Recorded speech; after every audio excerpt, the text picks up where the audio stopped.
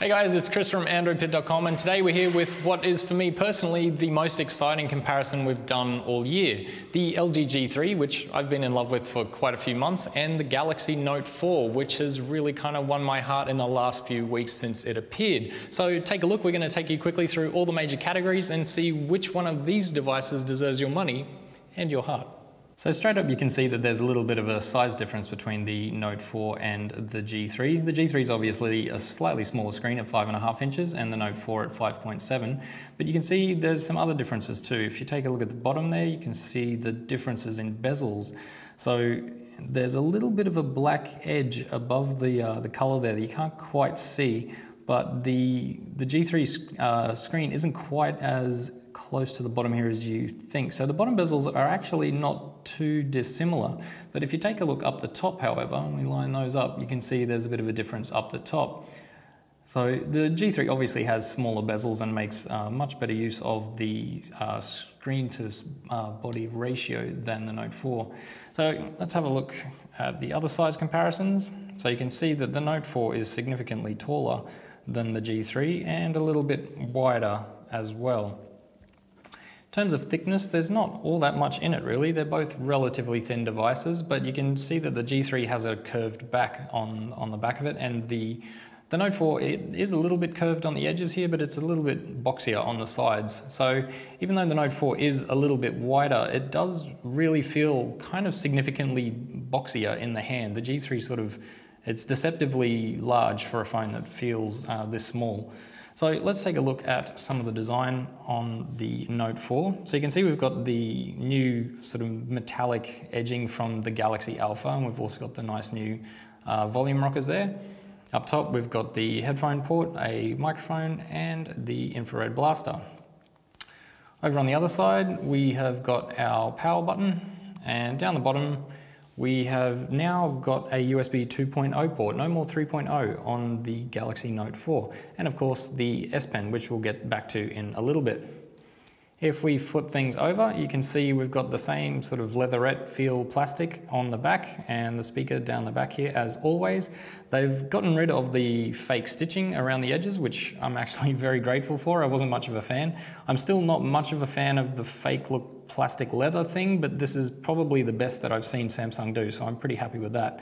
Up the top we have the camera lens, which slightly sticks out from the back, along with a single LED flash and heart rate sensor. Of course, down the bottom here we have the S Pen, which as I said, we'll get back to in a little while. Up front we have the dedicated home button, which also serves as a finger scanner, and we now have a back button on the right and a recent button on the left. Okay, along with a few sensors and stuff up the top, as well as the front-facing camera. Now, on the G3, it's all a little bit different. As you can probably tell, there's no physical buttons up the front. Everything's on screen. And if we take a look at the sides, there's no buttons on the side either. All the buttons on the G3 have been switched over to the back. Now, this is the Korean version that we had a while back, but they've made some nice improvements since the G2. The buttons on the back are actually a lot better and a little bit larger than they used to be. So on the back you can see we also have a dual LED flash and the laser autofocus module right on either side of the camera lens. We've also got a speaker down the bottom, much as we have on the Note 4. If we take a look at the bottom, we also have USB 2.0, we have a microphone there and our headphone port, and then up top we have the infrared blaster and another pinhole mic. So if we take a look at the screens themselves, both are Quad HD, so that's 2560 by 1440 pixel resolution, but because the Note 4 is a little bit of a bigger display, it's actually slightly lower in the pixel density than the G3.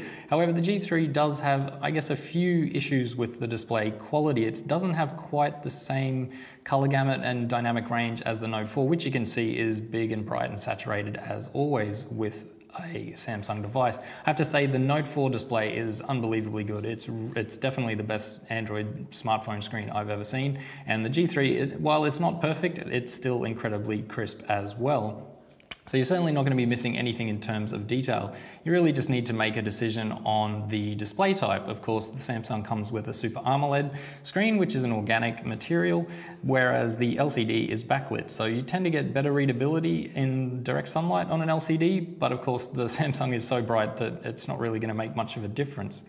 So if we take a look at some of the software features on both devices, the Note 4 is running 4.4.4 out of the box, the G3 4.4.2. The G3 obviously runs the Optimus UI from LG, and the Samsung of course is running TouchWiz.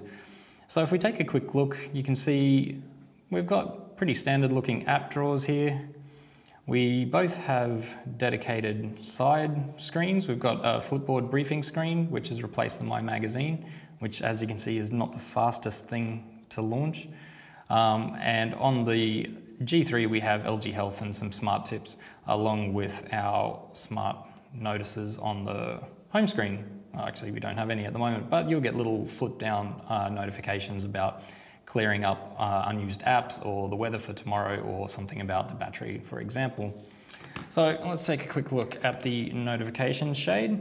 You can see that we've got the same TouchWiz interface that we saw debuted on the S5, although in the Note 4 it's kind of been tidied up a little bit more, which I kind of like. They're both a little bit crowded in the in the notifications drawer, but it depends, I guess. It's all up to you which user interface you prefer. I have to say that I do quite like the TouchWiz buttons for the quick settings options though. So let's back out of here. Now, let's take a look at the recents. So our buttons are actually on opposite sides. So our recent menus are actually on opposite sides of the phones. So you can see the Note 4 has the new Android 5.0 style card stack. It kind of rolls through like a Rolodex. It's really snappy and quite good. Whereas the G3 has the traditional tile view, which you can change to obviously have as many screens up as you like. Now, taking a look at some of the other things we can do, if we long press on our back button, we'll get a list of apps that we can open up into mini windows on the Note 4. So say Evernote, we'll resize. Now on the G3, that's called Q-Slide. So let's bring up another one here. Say Facebook. Okay, so we have these resizable floating windows. The same thing you can do with the G3, like so. They're kind of useful, it's good for multitasking, and on devices that have screens this big, you may as well make the most of it while you can. Of course, both devices also have screen sharing or multi-window mode. Now let's head into the settings and take a look at things in there. Now I've got both of these in a list view. I have to say this is one of the main areas that you'll notice the differences in the TouchWiz on the Note 4 as compared to the S5. The S5 was a little bit patchy, it was kind of all over the place, and that was my main complaint about it really, was it just seemed a little bit unfinished. On the Note 4 it looks like the work has been completed and everything looks really nice and neat, much the same as on the G3's revised Optimus UI. Of course, the Note series is justifiably famous for the S Pen for good reason. There's not too much to the S Pen, but what it does do, it does extremely well. So as soon as you remove the stylus from the body of the Note 4, you'll get the Air Command window here. And of course, as you can see, you can hold the S Pen over the top of elements to get a preview. Same thing works on folders and other things within the settings. And we have four main options. Action Memo, Smart Select, again, lets you take a quick screen grab.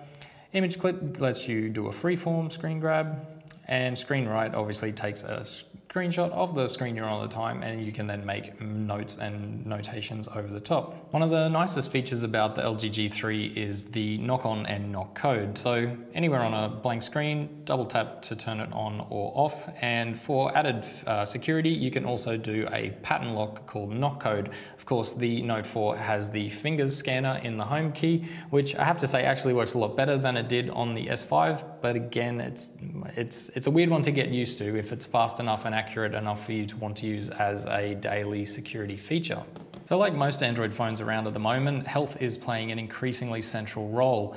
You can see on the G3 we have our LG Health app, which you can see on our dedicated home screen here, which keeps track of all of your fitness data and activity. And of course we have the fantastic S Health app on the Note 4. So it's a little bit slow. No, we don't want to update right now. Both are pretty good. It all depends on what you want to get out of your fitness tracking, but of course both are worth checking out as well. So head into a store and take a look to see for yourself. Now, when it comes to hardware, of course, it has to be noted that the Note 4 is brand new. The G3's been out for a little while now, so of course the Note 4 has slightly better specs than the G3.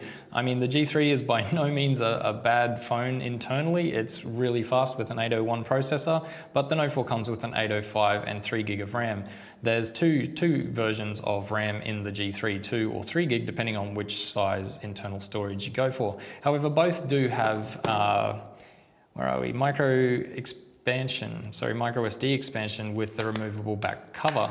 So on both devices you can pop the back off to reveal the removable battery, as well as slots for SIM and micro SD. These are increasingly important decisions for a lot of people as we place more and more demands on our phones, obviously with higher resolution displays, larger displays, and more graphics intensive apps.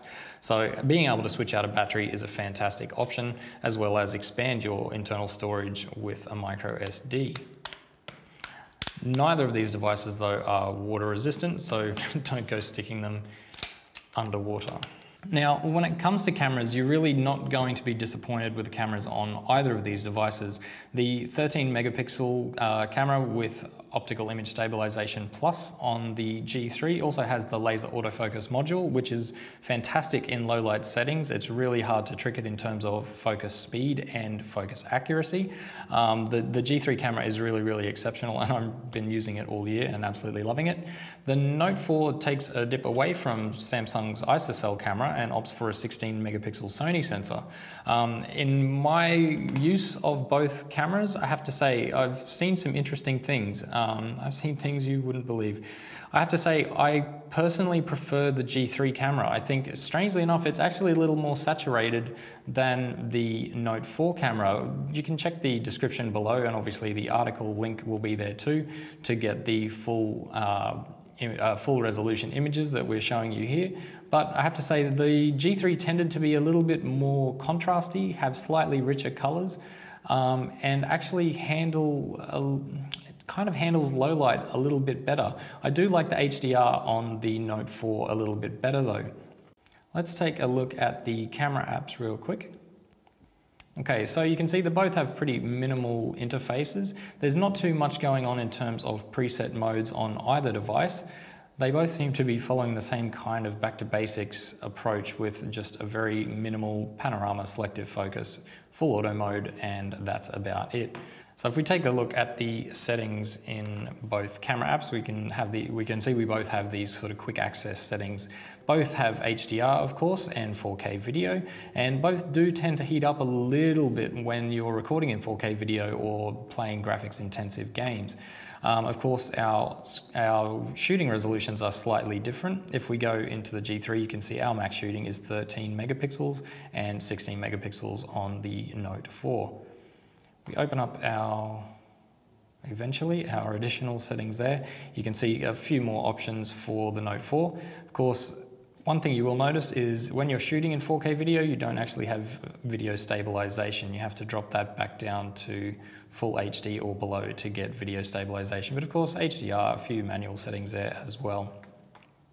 But I have to say, both camera apps are really simple, easy to use, and both focus and shoot incredibly quickly. Although, as I said, surprisingly, I do actually just prefer the G3 camera results. Now, up front, the G3 has a 2.1 megapixel front-facing camera, the Note 4 a 3.7, and I do have to say I do like the results from the Note 4 front-facing camera a little bit better. Of course, skin tones are fantastic on a Samsung as always.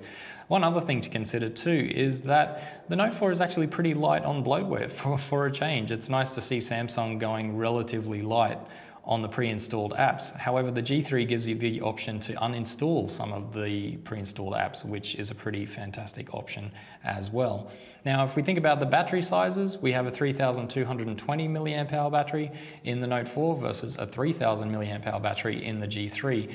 The Note 4 really surprised me. For such a large screen and Quad HD, the battery life is exceptional. I was actually getting around 9 hours of screen on time with the screen on full brightness and no battery saving mode enabled. It was truly incredible. The G3 also impressed me, although not quite as much as the Note 4. Now, the only other thing you need to ask yourself is price. Of course, you're going to have a sort of a natural predisposition towards the design of one device or the other, maybe the manufacturer that you prefer as well as the interface. But price is a significant factor. As I said, the G3 is a little bit older, and as such, it's not quite as expensive as the Note 4, which is pretty hefty in terms of price as well as size. At the moment, an unlocked version, a 32 gig version of the Note 4 will set you back around $850 US, which is pretty enormous. Whereas a 32 gig version of the G3 will only set you back a bit over $500. So, of course, if you're all about the S Pen, you really can't go past the Note 4. It's absolutely unbeatable as a multitasking tool with the S Pen features. TouchWiz looks as good as it ever has. The screen is fantastic and the battery is brilliant as well. The G3, if you're not as obsessed with S Pen and that kind of stuff, the G3 interface is just as good. The specs are not quite as good as the Note 4 because it's a little older, but the G3 is a bit of a beast as well. So if you want something a little bit smaller, something a little bit neater, maybe a little bit less feature heavy, the G3 is really something you want to take a look at, especially when you consider it's a whole $300 cheaper. So I have to say, if money is not an option, I have to give it to the Note 4. The specs are better. Even though I do prefer the G3 camera, I think all around the Note 4 is the better device. However, as I said, if you're not all about the S Pen, the G3 is a fantastic option as well. Truth be told, you really can't go wrong with either one of these devices. Pick up one of these and you will be impressed. Till next time, guys, let us know in the comments which one you think is better and why. Of course, keep us posted on what you want to see next, subscribe to the channel and check out the website.